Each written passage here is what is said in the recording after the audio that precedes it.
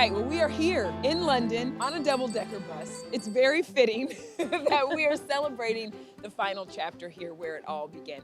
How is everybody feeling now that it's done? It's the end, but it feels like this film does feel like they're carrying on into a new chapter. It's hard to accept that it's time to go.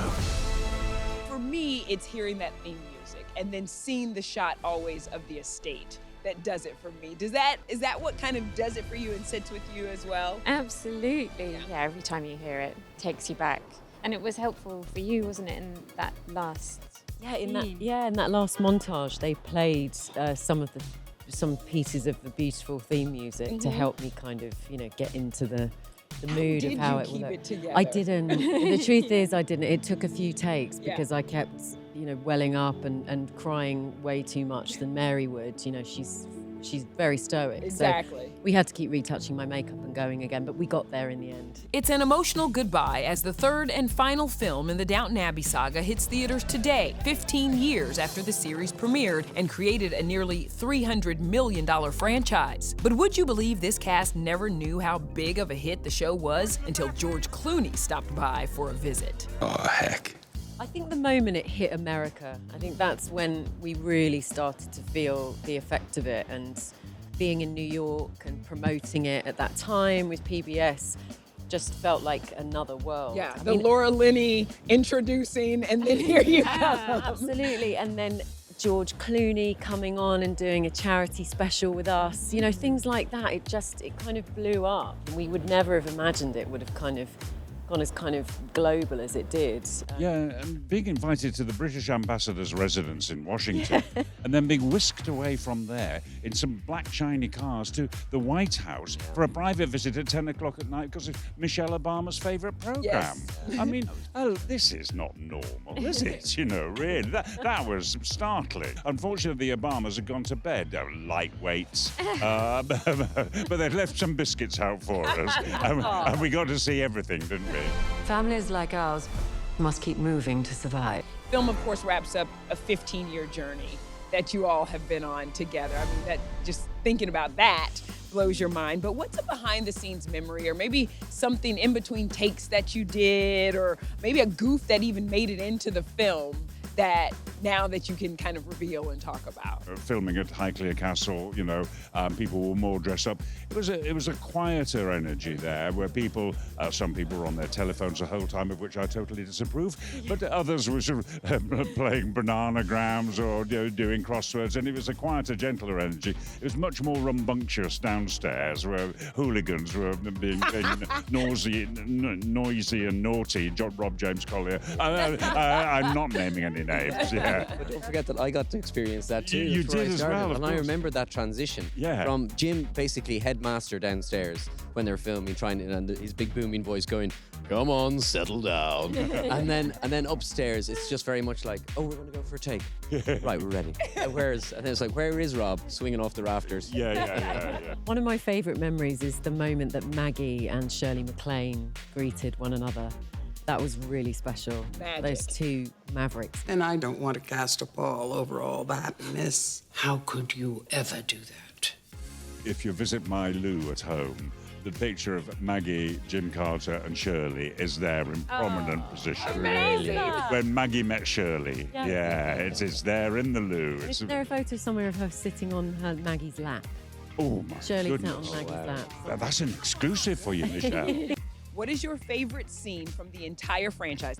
Mr. Carson and Mrs. Hughes having a paddle. Rolling up my trousers Really? daringly Amazing. and going paddling with Mrs. Hughes and holding hands. Yeah. If you turned off at the wrong moment, you might have thought it was a suicide pact. But no, we did not drown. We got married. When Matthew got down on one knee in the snow for Mary, I mean, that was very special. Yeah. Lady Mary Crawley, will you do me the honour of becoming my wife? The Molesley and Baxter proposal for me was one of my favourites. Will you marry me, Miss Baxter? And I think our big row at the end of Yeah. Series 6. Fun. I know you. I know you to be a nasty, jealous, scheming bitch. Now listen, you pathetic. You're a bitch. Downton Abbey, the grand finale, finds the family at a crossroads. Times are changing, and Mary is set to take over the estate.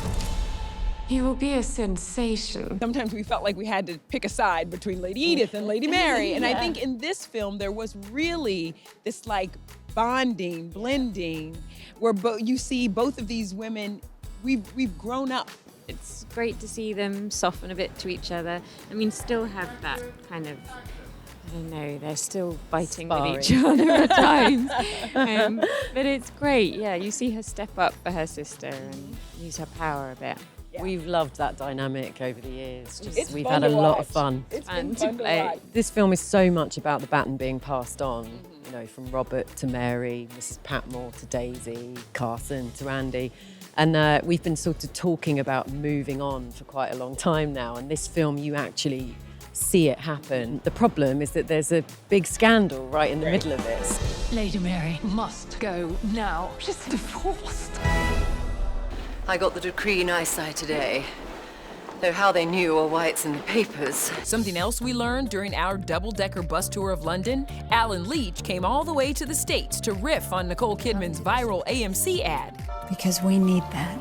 All of us. He just did it Downton Abbey style. In LA, they have done up the bus stops, and very apt that we talk about this on a bus, as small Downton Abbeys. So the castle has been recreated at these bus stops. Cute. And I didn't quite know what to do to advertise this. And there is a AMC commercial involving Nicole Kidman.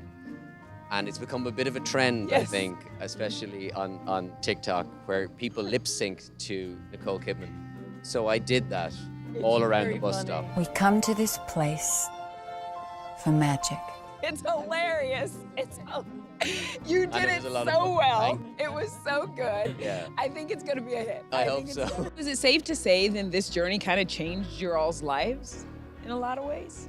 Sure. All of us, everybody. Yeah, yeah. And you just think of, you know, all the things. I mean, certain cast members, have had children, you know, with other cast members. I mean, 15 years. It was a huge success. It was great for all of us. Yeah. The thing that I love so much is just people coming up to you saying they watch it with their family, with their mum, dad, nan, husband. It really is so touching when you hear that, because I think it's quite rare these days to have a show that is so multi-generational and something that you feel so good about sitting down together with the family. We started in candlelight. It's hard to remember that now, but I mean, you were in Victorian costumes and we were in candlelight, and then electricity crept in, much to Maggie's dismay. She was, oh my God, Such a glare. And then telephones, and then cars and stuff like that. It shows the start of a world that we know and understand. And I think that helps it resonate really strongly with people. We want there to be some sort of Downton Gilded Age crossover. I agree. Where like a young Cora meets a young Gladys. I agree. And it's getting closer now, isn't it? Yeah. Don't we think that should happen? Yes. Yes, well, maybe we should have a word. Yeah.